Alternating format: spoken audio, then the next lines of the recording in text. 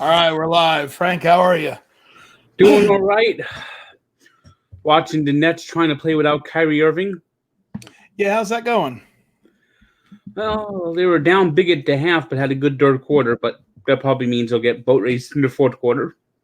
Yeah, so that's. I'm glad we're starting with that. So what's going on? I'm all the Twitter sleuths seem to be under the impression that he's out partying with his sister on her 30th birthday. Yep, that's exactly what he's doing. He hasn't played now in a week, and he won't be able to play for at least another week. And it looks like he doesn't actually want to ever play again. He just wants to just chill and relax and live the NBA lifestyle without actually having to play in the NBA.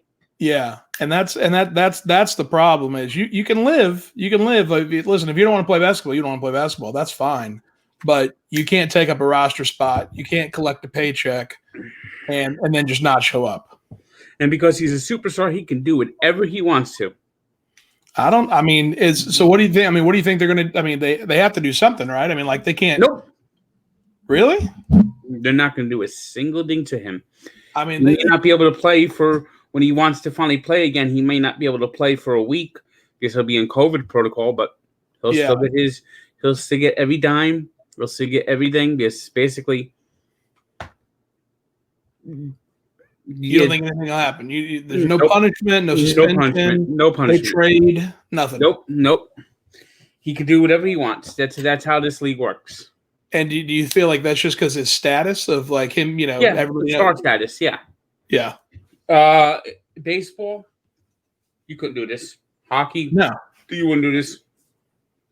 Football, you couldn't do this. Basketball, the players run the show. The players can do whatever they want to. I just felt there's so many people that would kill for that spot.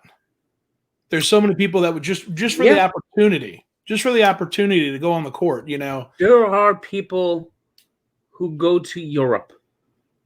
They go to the Middle East. They go to China. Yeah, they go to China. They go to anywhere end of the earth for a chance to play professional basketball.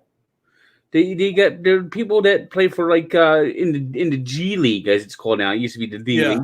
The G League. They play. And they get these 10-day contracts in the NBA, and they sit at the end of the bench. They just warm the bench. They make shots here. They get on the court and they're looking for their chance to get their shot to play in the NBA. The shot that Kyrie Irving has, and they just it's wasted. And Kyrie made it won his championship, and he just completely mercurial. I mean, he's spreading incense before a game on Christmas at the Boston Garden. Basically, the Celtics got tired of his antics, and so when he left, they basically didn't even care that he left. Yeah.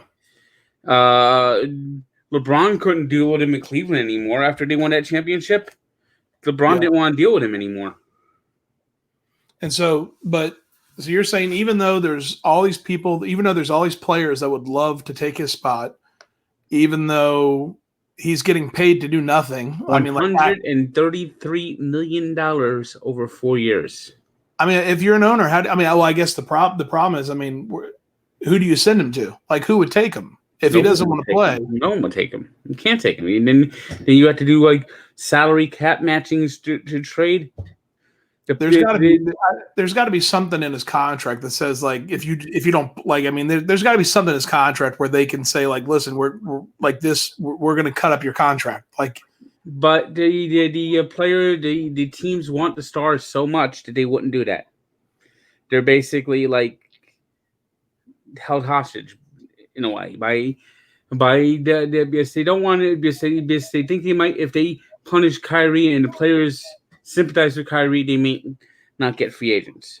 I mean, the Knicks are kind of in that situation right now because players don't want to play for James Dolan. Yeah, and so as an entity, as a team, one of the things they don't want to come down harshly on a player for something they obviously wrongly do because they're afraid that it'll hurt them attracting new, better players. Yes, exactly. I mean, that just.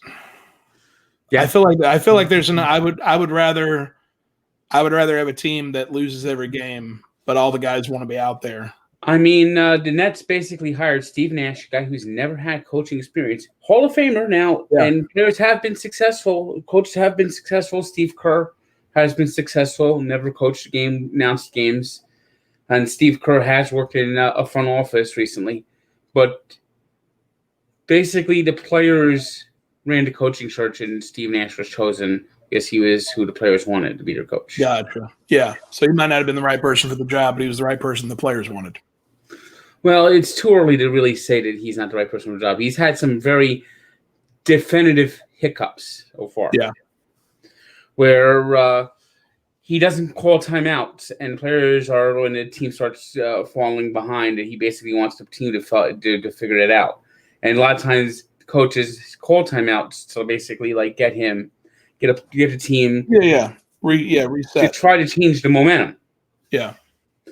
But Steve Nash has seemed that's been a disconnect so far. Well, I'd say, I mean, yeah, I guess maybe because there's only 5 players on the team. I mean, there's not really, I mean, there's a limited number of superstars, and so you have to deal with them. I mean, that would never happen in football. No, football just would never happen. I think there's too many players. There's too many people that want a shot, and there's 22 people on the field each time. Yeah, you have stars in the NFL, but you don't have superstars in the NFL except for maybe a few. Yeah. But the football is such a regimented team sport. Yeah. I mean, just think about it. Dan Marino never won a ring. The NFL is the most team sport there is, and baseball is probably second. Basketball, it's an individual sport. Yeah. It's got just 5 guys on the floor. And you don't even need 5 great guys. I mean, I think I heard you in the office the other day talking about, I mean, if you get 2 or 3 guys on a team that are, superstars, they need a couple substitute players, and they're probably good to go. I mean, they look at the Lakers right now. They have a couple. They have the superstars, Davis and LeBron. They got a couple of good role players. They signed Dennis Schroeder. I mean, that's how these super teams get involved. They get 3 or 4 players that are superstars, and then they get like 3 or 4 role players, and then the rest of them are just fillers. Yeah, and you're not a fan of that, are you? That's what the problem is with the NBA. Yeah, it wasn't always like this. Well, so what happened? Like, I mean, was it the rise of the superstar? Was it Michael Jordan? Is it one player becoming bigger than the team? I mean, is there any, what caused it? Jordan was bigger than the team because he was Jordan. Well, that's what I'm saying. So, I mean, obviously there are superstars. But back then you had team players that just stayed with teams forever. Gotcha. And they kept trying to win. Now you have players hooking up with other players, and they try to form super teams. I mean, gotcha. I mean, Charles Barkley had his chance for his ring in Phoenix. Stockton Malone, they had 2 chances to win the ring, but Jordan took it away. Patrick Ewing flailed forever in New York. Hakeem Olajuwon did get his ring in Houston. David Robinson eventually got his ring in San Antonio, but these guys stayed on the same team. Yeah. And now you just have players coming together for 2 or 3 years as a super team, and it's just kind of a mess. I mean, right now you got Giannis out there in Milwaukee, but he doesn't really have that second guy that could help push them over the top. Do you think this goes away, or do you think? I mean, this obviously hurts the NBA, right? As a league, right? The stars are the stars, and people want to see the stars, but to me, it just makes the sport just less appetizing. Yeah, I mean, I just in general, I mean, coming from the idea of this being the league being a business, it's the same reason nobody wants to see Alabama in another national title game. Mm-hmm. What is it, like 7 and 14 years of that? Too many. And I'm no Nick Saban fan. Let me tell you that. Yeah, it just, I mean, I mean, I had the Bama and the over yesterday, so that was good. There you go. But other than that, I just knew that Ohio State, a Big Ten team, was not going to be able to run to keep up with the athleticism of an SEC school. And that's the whole thing. They can't keep up. If it was one quarter, it might be a toss up. But after playing for 4 quarters, I mean, the third and fourth quarter, they did well. The fourth quarter wasn't even a game; it was over. Yeah. Well, that's the game was lost in the second quarter. Yeah, and that's at a certain point, it's just the level of athleticism you have with the guys from Alabama. I don't know the guy's first name, but I know it was Borland, number 32 of Ohio State, was just helpless out there. Oh yeah, was he the one chasing Devontae Smith the whole night? Oh yeah, he did. There was one play where Devontae Smith basically duked him out of his jock strap, and then he's trying to tackle Najee Harris and getting dragged and run over. Yeah, it's just I feel bad for him. I mean, listen, obviously he's the best player Ohio State had to cover. Borland had as bad as night as anyone else. So. Yeah. Going back to the NBA, if this was the NBA, he'd be on a lot of posters tonight. For sure. Well, yeah, I feel bad for him, but yeah, it's at a certain point, it's just not fun if you're not. I mean, I feel like even at a certain point, if you're an Alabama fan, you have to be considering like, hey, let's give it a rest for a couple of years. Let's come back in like 5 years so it feels good again. I mean, Borland might be good chasing down those big guys from Wisconsin, Michigan, but boy, when he comes up against those Alabama kids, he just had no shot at all. Yeah, he just has no shot at all. Well, did you see the Alabama fans in Tuscaloosa? I haven't. Listen, I live in Florida, and I haven't seen that many people in one place in a long. Well, they're college kids, so if they get their corona, that goes into a whole other thing. Still miss classes for a couple of days. Yeah, exactly. Well, we've got that Dan Wolken guy for USA Today. Scott Van Pelt even went in on him the other day. I'm not sure if you saw that. Dan Wolken, basically the SEC. I'm pretty sure it was the SEC commissioner or the head of the SEC was basically saying, I'm glad that we pushed on, I'm glad that we had the season we did. And Dan Wolken basically said, but how can you say that without mentioning how many people how many students or how many, student athletes or how many coaches got COVID? And so Scott Van Pelt even went on him. It's like the season took place, multiple leagues, multiple conferences played. And the worst thing that happened was a couple of guys got COVID. And I think even then the players that Trevor Lawrence had COVID, he was still on the sideline, he had it 1 week and then they put things that you had to have like a 2 week and some leagues had 3 weeks. Yeah. The ACC had recovery. Whereas the SEC, you could test negative out of it. Yeah. The ACC, you had to have 2 weeks, and you had to have like a heart monitor type of thing. Well, so I'm glad the season took place. I really am. It kind of showed and I mean, here's the thing: if the season hadn't taken place, it's not even like, oh, I need football that much. But the season took place, and it showed that hey, systems were in place, that they worked for the most part. The New York Times. Yeah, the New York Times. Did you see what they did? No, what'd they say? Well, they used to give out a national champion, the New York Times. Oh, okay, yeah, where it's like the AP poll, the coaches poll, yeah. Do you know who New York Times was like the first time like 25 years that they actually named a national champion? Do you know who they named as their national champion? Was it a team that didn't play? It was UConn, the team that didn't play. Saying that they put the health and well-being of the country, unlike the professional leagues, the NBA, the NHL, the MLB, that sports is not worth it in this community. We should have, only thing we should be doing is going to work and doing nothing. We should do nothing but shut down until the coronavirus is gone for 2 years. Yeah, and the UConn showed the bravery and the fortitude. The UConn football program probably will not exist in about 3 years. They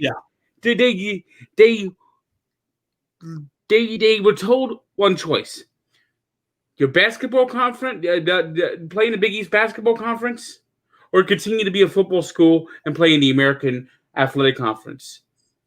You're a basketball school. Yeah, your basketball program was getting hurt. They have the best women's program ever. Mm-hmm. They have a team that's won multiple NCAA men's tournaments. In fact, men and women have won the tournament in the same year a couple of times. Yeah. That's how UConn's a basketball school. It is a basketball school. So they chose to go to Big East, and they became independent in football after winning 1 or 2 games a year the last few years. And basically, they have no recruiting. They have no players. They're playing independent. Nobody's going to watch their games. Yeah. So what did they sacrifice? What's the point? That's actually a good point. So it's not even a matter of basketball teams playing. You notice that they're ranked 25 right now, probably going to be rising. Yeah, but so their football team doesn't exist. It stinks. They're probably going to get rid of their football program. So do you think the New York Times even considered that? No, they just wanted to be and Karen, the editor of the New York Times, said that was the greatest article ever written. Pulitzer. Well, who was it? I can't even. It was such a wild. I've made a couple of jokes about it. Was the New York Times that said it was the darkest day in Big 12 history, or Big 10? No, it was the darkest day in Big 10 history when they decided to play football. I can't even remember. Some said that. Yes, it was such a ridiculous thing to say, including like what Penn State had, what the Michigan gym coach had, like the medical guy. So many things happened. Yeah, the gymnast, the trainer, the medical trainer. Yeah. And so all of that happening in the Big Ten, but yet them deciding to play football was the darkest day in Big Ten. It's just like, you can't truly believe that. Like that's such a hyperbolic statement. It just, yeah. And you know what this hyperbole has caused? All this hyperbole on both sides is what led to what happened in the Capitol last week. Oh, there are crazy people in the world. It's whenever you choose. Listen, if there's 1,000 people, there are 350 million people in this country. Maybe give or take 10 million or so. You don't think that there's going to be 1,000 people that will show up somewhere just to do crazy things like that? It's just, yeah. But nobody seems to want to lower the temperature in the room. They just want to continue ratcheting it up. One side ratchets up to this side, the other side ratchets up this side, and they act like so indignant when something bad happens. Yeah, they're both so ignorant they're naive to think that when it finally boils over, they'll be the good side. They'll be on the right side of history. Nobody wins at the end of this. Like nobody at all. And so, yeah, you're absolutely right. It's both sides that do it. Nobody. I don't think anyone died, but oh yeah, four or no, five. No, I'm talking about this year. No, not this year. I'm talking not the Capitol, but in 2011, for like about 2 weeks straight, protesters jammed into the state house in Wisconsin and just like protested inside the rotunda of the state house. I remember that in Wisconsin. It was because they wanted to they wanted the governor out, right? The governor just got in there, and they didn't like his some of his policies. Yeah. You have people. I remember that. It was around the same time that like the Clive Bundy situation happened. Yep, and there was also the Wisconsin thing that sparked the Occupy Wall Street movement, and people just stood in Wall Street and wouldn't let people get into their buildings for a couple of weeks. I was down in Tallahassee at FSU when Occupy Wall Street happened, so I wasn't too familiar with it. I just remember seeing pictures of all these people outside, while meanwhile people were like drinking champagne on balconies. Now, of course, this was worse because people actually died in the Capitol building. Of course, but it's the same. It's the same thing. And people were at risk to die in the Capitol in Wisconsin. It's just that basically everyone got out of the way and let them do whatever they want to do. They just let them blow off steam. Well, and that's one of the things, people are saying, oh, the cops let them in. There's all these conspiracy theories of like, oh, they wanted them in there. And then there's people on the right saying it's Antifa. And then it's like, it's all lunatics. They're crazy people. Antifa's wrong. These Proud Boys are a bunch of fucking idiots.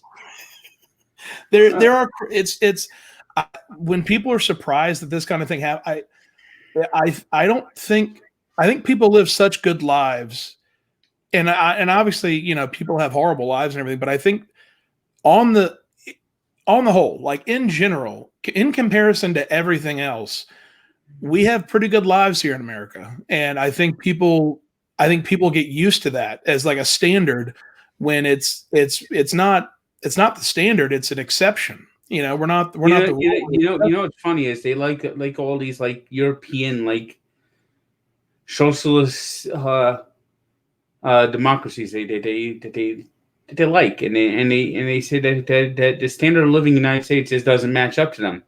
Yet what we call the ghetto is basically the standard housing that they have in like Germany. Mm-hmm. These like 2-room apartments, if you're lucky, in like a 18-story building. Yeah. That's all we have in Europe. Yeah. There's not many people that own houses like own the United States. Yeah. I think it's but yeah, you're absolutely right though. It's there are crazy people on both sides, and I don't know what it'll take, but it basically needs the majority of the left and the majority of the right need to turn and face each other instead of continuing going on to the extremes. Like they need to both realize and state, yes, we both have crazy people, but we need to come together. Otherwise, Mark Twain said it best. Politicians and babies' diapers need to be changed often for the same reason. Yeah. And let's look at the politicians. How long has Nancy Pelosi been in Congress? How long has Mitch McConnell been in Congress? Yeah. Or Senate? How long have these guys, these party leaders on both sides, third term, 30 years, 40 years, 20 years? It's crazy to me that someone could be. I mean, when you're talking about especially in the House, I mean, the Senate. The Senate, at least they renew every 6 years. You have to run again and everything. But House is every 2 years.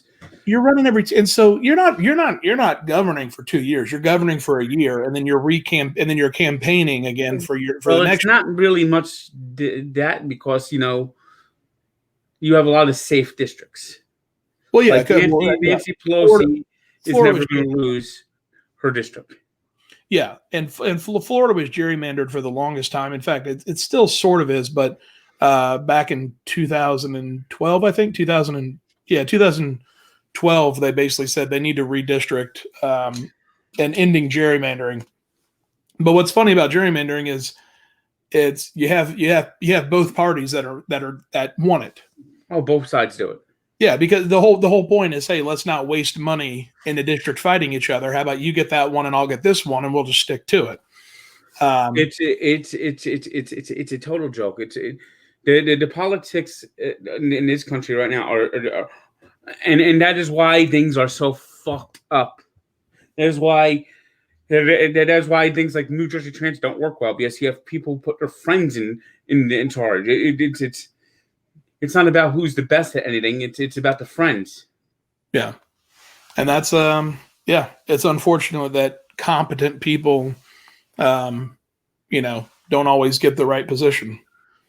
But then again, I mean, but like I said, that goes back to what I was talking about, where people have such great lives. I don't think they think about all the little things that that make up that life.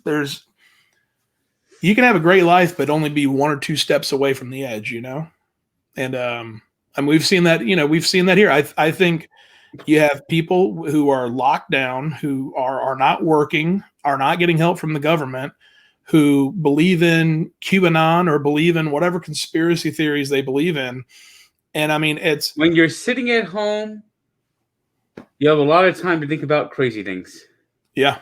And there's nothing to, it's, what, I mean, all these games, I mean, short TV's on, the sports is on TV, but, going out to the stadium and screaming for 3 hours is kind of actually a good thing for people. Yeah. Yeah. Release some of that pent up aggression. Sitting in a darkened movie theater for 2 hours is good for people. Yeah. Although I hear now some movie theaters are opening, some movie theaters are not yet. Although I hear that Wonder Woman 84 is pretty bad, and I've heard that from people. I was actually really excited about that. I enjoyed the first one. I didn't think it was like amazing or anything, but I think I had such low expectations for DC that I was like, oh wow, this is actually Wonder Woman's actually a pretty good movie, and I was excited for the sequel, but I've heard nothing but bad things. Well, I have an HBO subscription, so I might one day just flip on HBO Max and see it. Yeah. Just to give it a whirl, just to say you did. Yep. Let's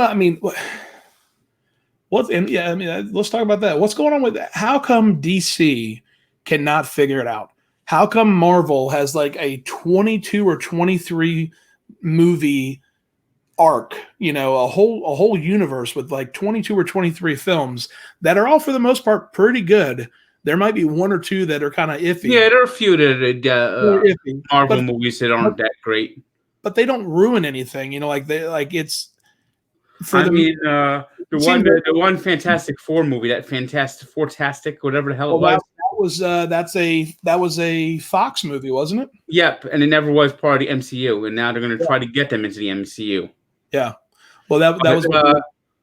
And I never really got into the X-Men that much. Yeah, but I'll tell you what it is. Marvel had its successes, and then DC tried to copy it. And what they did was they tried to rush it. You see, Marvel did it slowly. They built it up. Iron Man, Iron Man 2, Thor, Captain America. Yeah. And then while they're doing that, they're putting like Hawkeye is in, makes a little appearance in Thor. Yeah. Black Widow's in Iron Man 2. So they're introducing the characters. They had the new Hulk movie, which... it's probably one of their misses. Oh, you didn't like Hulk 3, Hulk Ragnarok? Or no, Thor Ragnarok. I'm talking about Hulk with Ed Norton. Okay, gotcha. Yeah. It wasn't a great movie. It wasn't horrible, but it wasn't great. Iron Man had a cameo in that. Yeah. You have the Nick Fury. Little pop-ups here and there and there and there and there, just like a little thread and teasing and building up, and then they hit the hammer on the head with the Avengers. Yeah. And so DC over there, they had the Dark Knight trilogy, so they didn't really want to tie that into anything, and they could have. Yeah. But they didn't. So, of course, their big property is Superman, so they released Man of Steel, and that was kind of clunky. Yeah. They're trying to do the intro character and the Zod and the General Zod thing at the same time, and then they throw right out you Batman versus Superman without a new Batman anything. Then they have like the teaser of him watching the computer, and he sees the Flash, he sees Cyborg, and yeah. Wonder Woman, and of Yeah, all the DC movies, you know which one I think was the best? Was which Shazam. Shazam, Yes. the one that just came out with the Chuck guy. I mean, Justice League was basically copying a Marvel movie, and it tried to like fix the errors of Man of Steel, Superman versus Batman, but again, it came out clunky. Superman. I almost walked out of Batman versus Superman when he said Martha, and Batman decided not to kill him. Besides, I was like, I need to walk out. Your mom is my mom's name. Let's be friends. I just couldn't. I couldn't believe that was as stupid as stupid can get. Here's what bothers me about that the most is that not that a writer wrote it. Listen, I write comedy all the time. I write things here and there, and like a lot of things are real stupid, and they don't go to the second page. You know, like they get left on the first page. For that sequence to happen, a writer had to write it. Whoever the script guy had to, he had to overview it. There was a director that saw it. The actors all saw it. So many people had to say, yes, this makes sense. Let's do this. And they did it.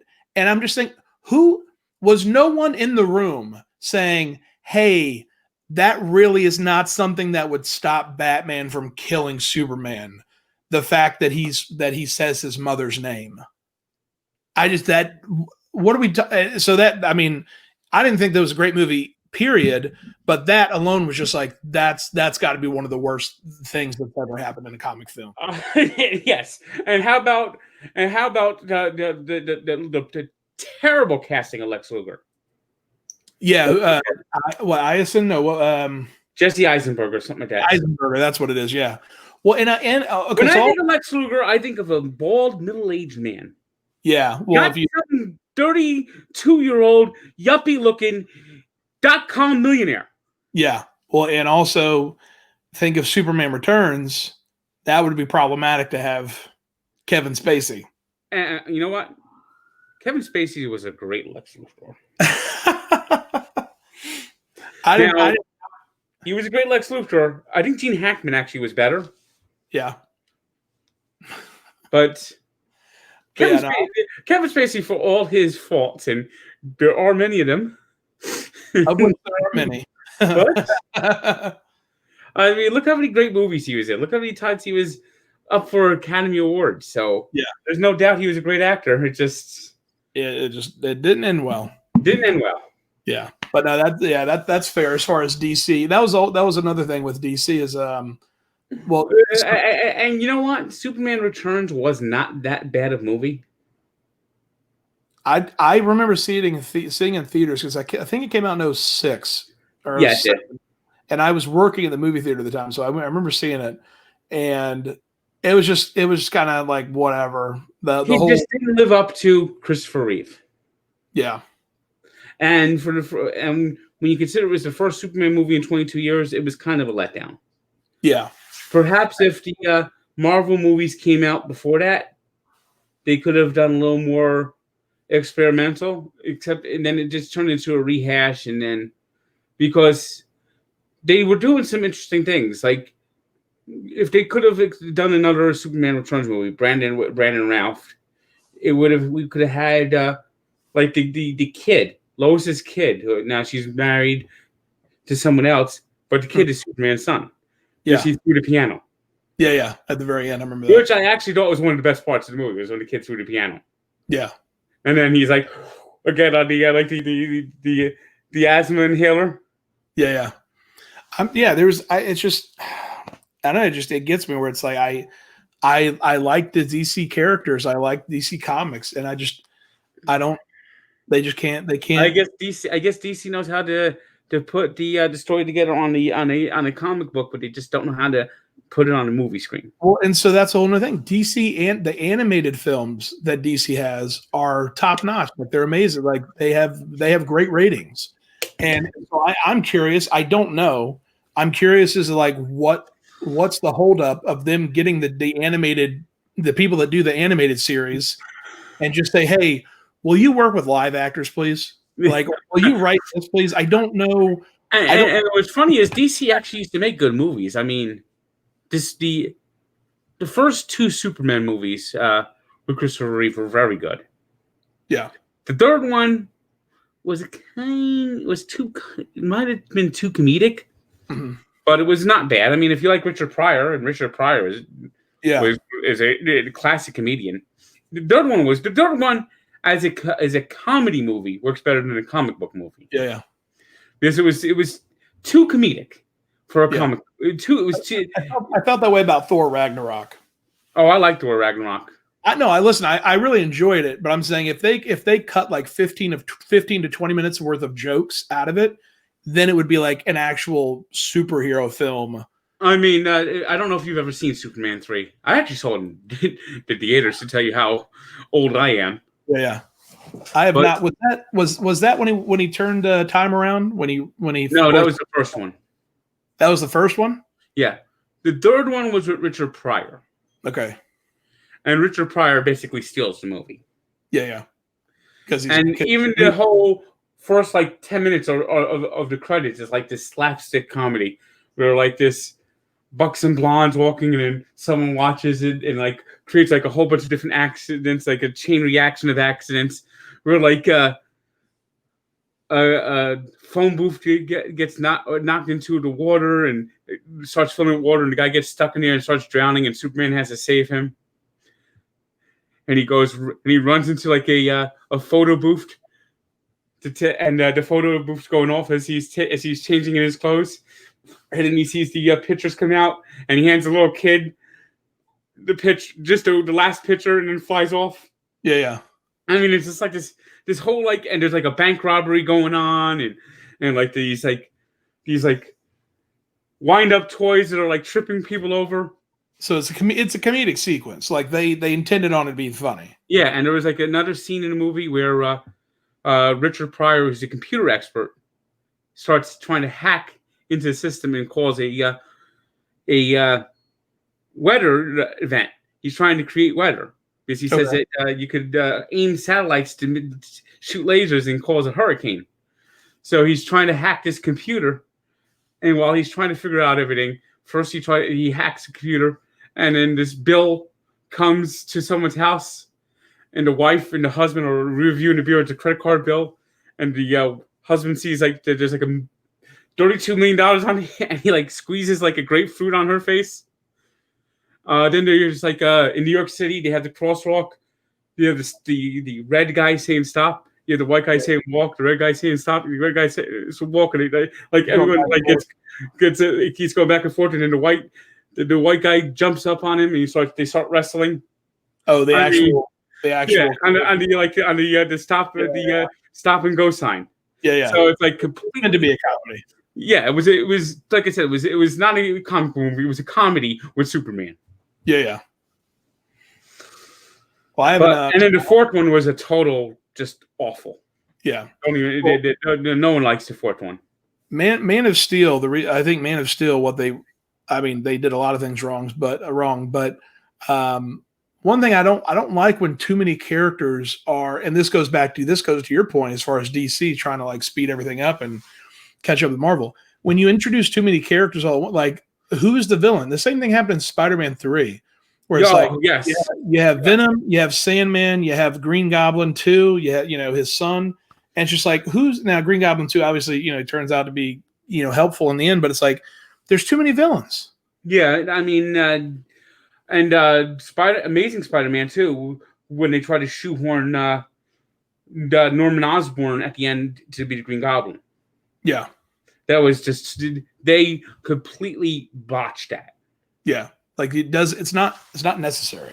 But I mean, they try to top themselves. They try to top themselves and then they topple over. Instead of just trying to just, okay, we could, all right, let's do, for Spider-Man 3, let's do Venom and the Green Goblin. We could probably do them both. Yeah. And that, and have that, them tag team against Spider-Man. Yeah, something. But like when you have three different villains, well, that was it Superman Return or was it Batman? No, it's Batman versus Superman, where um, is it Zod turns into Zod's body was turned into what was his name, Doomsday or something like that. I forgot the guy. Yeah. It was just there was too much stuff going on. It was just like this isn't. I haven't even seen. And maybe I should before I continue talking, but Justice League and Suicide Squad and Birds of Prey. I haven't seen. I haven't seen Birds of Prey. I have not seen that. Suicide Squad was awful. Yeah, Suicide Squad was awful. Justice League had its moments. It tried to be a Marvel movie as a DC movie, but it was klutzy. Well, that's what reminds me of that was at the beginning. I watched, there was a video clip, I believe it was before Suicide Squad premiered. The director is, who I can't remember his name now, but the director is like telling everyone, hey, I hope you enjoy the movie, blah, blah, blah. And he yells in the microphone, fuck Marvel, like before he leaves, like before he walks off, the front of the theater screen. And it's like, you can't do that and then show Suicide. Like you can't do that and then have a horrible movie. Like that just shows such a lack of self-awareness. And Aquaman. Oof. I didn't see that either. I'm just don't trust me. Don't. It is boring. I just don't. There's I like the characters. I feel like they're just not doing anything with them that I'm interested in. I mean, Aquaman is awful. Yeah, I'll take your word for it. I'll take your word for it, Frank. I mean, it's just like slow, plodding, meandering, and predictable. Yeah, well, in movies in general, I think I used to love movies. I worked at the movie theater. The movie theater was my first job because I love movies so much, and the idea that I could get paid and they would let me see free movies, that was like the perfect job for a 16-year-old. Oh, it is. But I got tired of it. It seems like every movie was just following the same script where it was like, for instance, Creed, like the Rocky kind of reboot. Yeah. Everybody said it's a great film, and it was a good movie and everything, but within the first 10 minutes, exactly what's going to happen. Like there's the girl that's in the bad neighborhood, but she has plans to make it out. And he's like, he hates his father and, he's going to go to Rocky for help.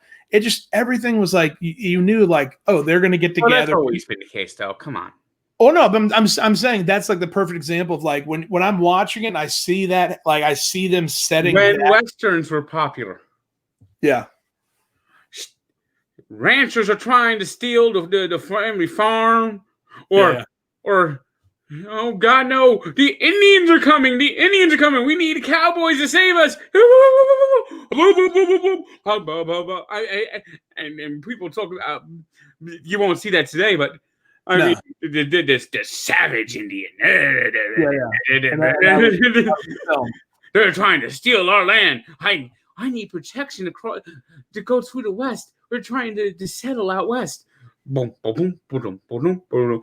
And then the cowboy at the end of the movie, I have to go now save another family. Shane, come back, Shane. Come back, Shane. It was the same thing back then. Yeah. Just over and over again. It was the cowboy and Indian movies were all the same. And then you have the war movies after World War II. And there is always one soldier from Brooklyn. Yeah, I'm going to get back to Brooklyn. I have a wife over there. And I have a girlfriend. I'm going to get married. And he's the one that... Tell her I love her. We have to band together now for Brooklyn Joe. There's always a character from Brooklyn. Always a character from Brooklyn. Always. Well, I don't know. Yeah. So you're right. Yeah. The movies at a certain point, they all have the same plot. I mean, it's probably worse now because it's all formulaic, even more so. Yeah. I mean, look at TV right now. You have 6 CISs. You have Wednesday Chicago Med, Chicago Police, Chicago Fire. You have and what they do is you have 911 rescue on Fox. So basically, they do is they basically have. Okay, let's see what you can use this for. Okay, I think this would be better for Chicago Med. Nah. How about Chicago Fire? Yeah, Chicago Fire. You can take this script. You don't even have to change. You just change the characters' names. It's all the same fucking thing. It's like fucking cookie cutter. Yeah, and that's I was watching the Chicago game with a buddy who I used to work with at DB, and we that got brought up about how he said whenever he goes home, his father's just watching CSI Los Angeles, CSI Miami, CSI New York. Like there's all these different, but now they have. And while we're talking about it, one of those like it's like Chicago, or it's a city, but then it's like fire med. Yeah, it's either on Wednesdays or Tuesdays. NBC has Chicago Night, Chicago Fire, Chicago Police Department, Chicago Medical.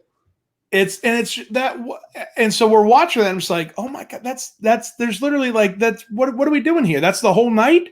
Yes. And then there was a commercial for a show just about nurses, and get this, it's called Nurses. I was blown away. I literally thought I was watching like a satire, like you remember Tropic Thunder, right? Yes. So Tropic Thunder has those great fake movie trailers before like the movie actually starts, where it's like Jack Black and he's like the clumps or whatever, and it's got Spider-Man, it's got Tobey Maguire and Robert Downey Jr. and like Satan's Alley, and so like when it had like this, they were nurses talking about nurse things, and the title of the show is Nurses. I'm like, there's what are we doing here? What do we like that? I would rather watch reality TV. I mean, look what the what's it called? The Big Bang Theory is coming off and said, let's see what we can do. Young Sheldon. I don't know if you watched any of the Nickelodeon broadcast. I did, yeah. Where young Sheldon like pops up. It's like favorite part of me watching NFL is watching with my family. It's like, all right. That was hilarious in the cave. The whole just like Nickelodeon. And it got to the point where they were talking about the MVP award.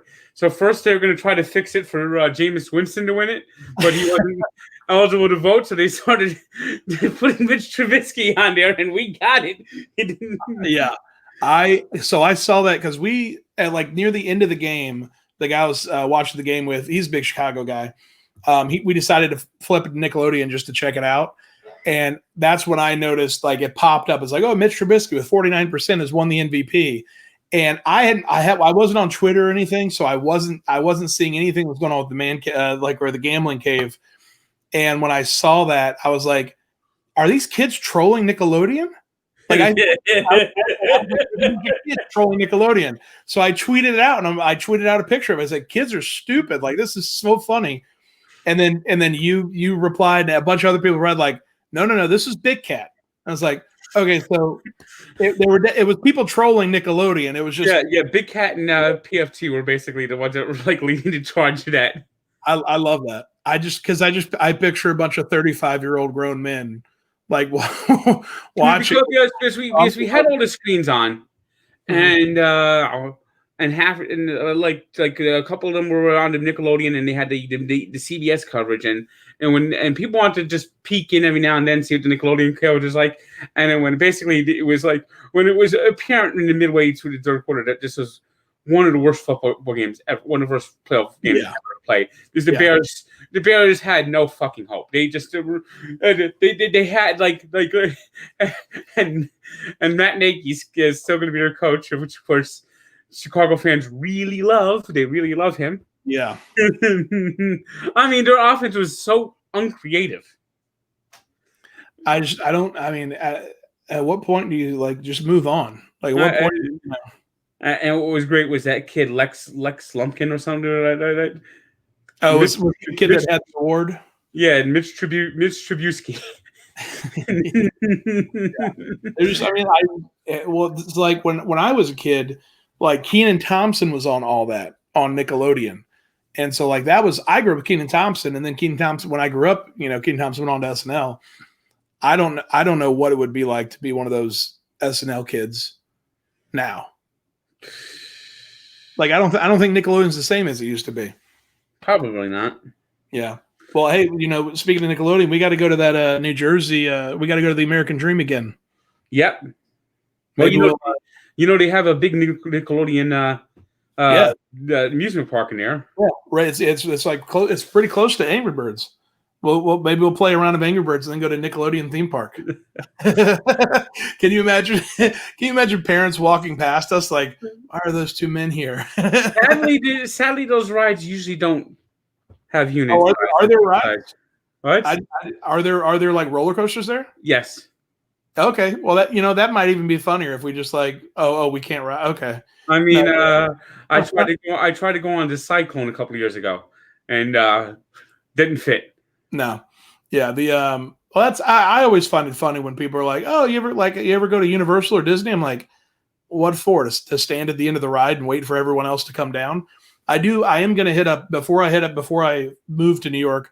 I am going to hit up Epcot and drink around the world once with a bunch of my friends. That sounds fun. But yeah, I mean, what are the points? I can't ride any. I don't think there are any rides that we could fit in. I'll start a protest for this, or I don't know, like a change.org petition or something.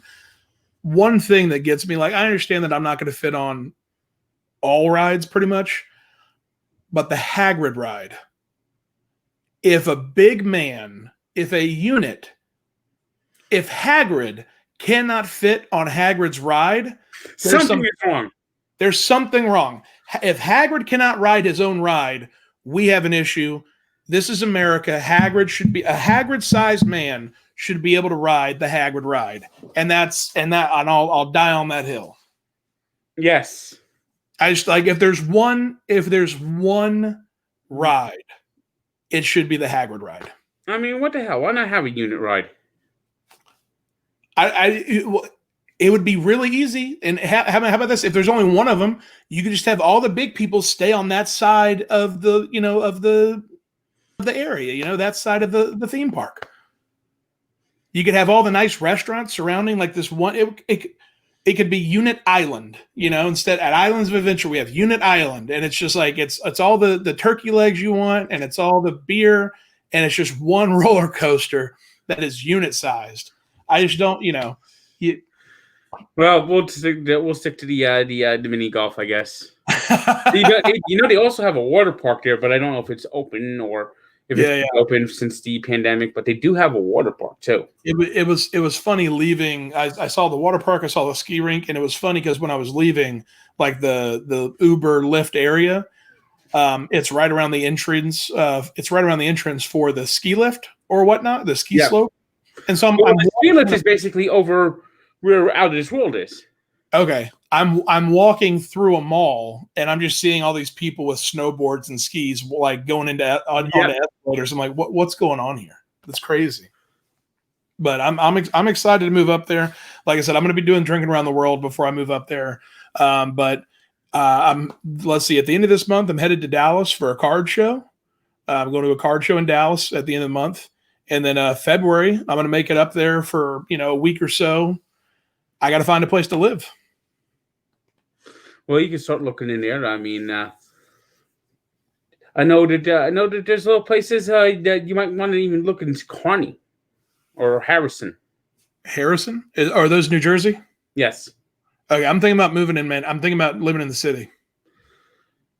All right. Well, you just got to try to hopefully you can find a place that's not too much to rent. Yeah.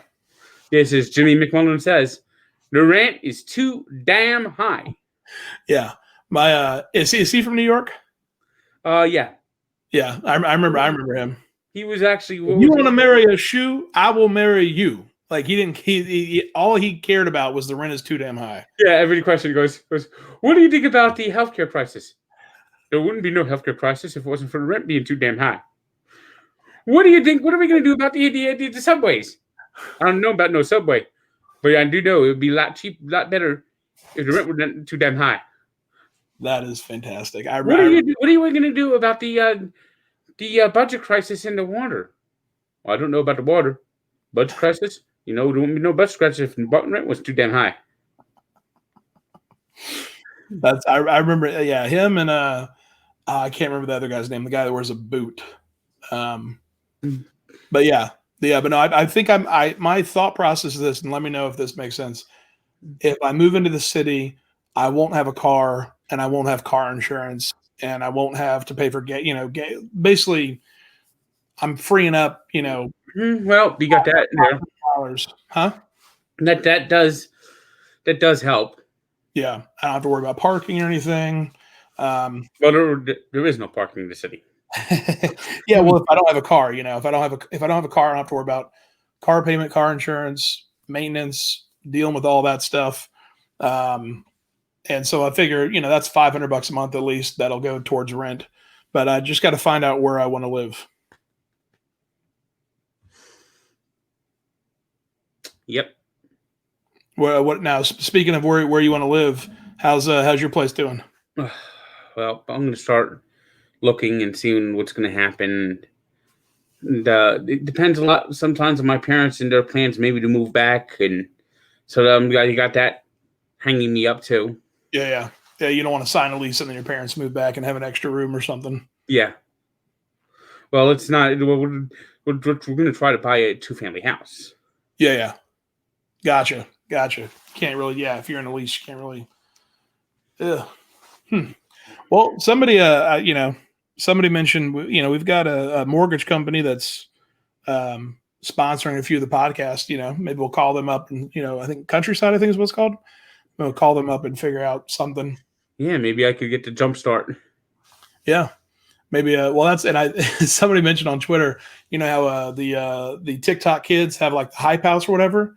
Maybe Barstool should get the unit house. And it's like, we'll have to have engineers come in and make sure it's all structurally sound and everything. But just have Dave's pig pen, it just it's just the unit house. I thought that'd be funny. But yeah. Well, I'm headed up soon. Like I said, I watched my game against Dave yesterday. Yeah, I did. Yeah. Oh man, Nick, man, I tell you what, it's he's pulled the losing block every time. You think it's just unlucky? Pretty much, probably. Speaking of unlucky, I'm glad you brought up the Jenga. So the Flemings apparently are unlucky. I want to hear more about that. Oh, it's just there's like a curse on us. It's just like no matter what, there's always seems to be we just have like bad luck after bad luck. Your whole family? Oh, always. So you said what? Your grandfather bought a potato farm? What happened? Yeah, my great grandfather Seamus, he bought the potato farm, and he planted it. The next day, the potato famine started. Now, is that accurate? Is that real? No, of course not. Okay, I thought you had me going. I thought I was like that's pretty funny. What about so your family's just cursed in general? Yes, that's fair. Well, hopefully that curse does not happen on the putt range. I did see I think it was Owen posted. There's a new driving range in the city. We got to find that. Yeah. Maybe they have a putt course in there. Well, that's what I asked about. I said, "Is there a putting green?" And he said, "Yeah, there is." So. Looks like we'll have there. Well, there's a couple different places we'll check out in New York City. We'll do Angry Birds when I'm back in there in February, and and then I'm moving up in just a month or two. All right, well that's going to be good. It's a wild year for sure. 2020 just going on into it. Let's continue the craziness. Let's hope it doesn't get too crazy. I mean, not at all. No, you're absolutely right. Good fun, crazy. Internet 1.0 fun. Just everybody have fun. All right. Well, Frank, it was great talking to you. This has been Barstool Units. Take us out. All right. We'll see you guys next week. Click like, subscribe. Just continue to follow us, and we'll see you next week. And remember, The units are on the show. It is time for a unit. Tune in every week watching the unit. It is the greatest listen. See you next week.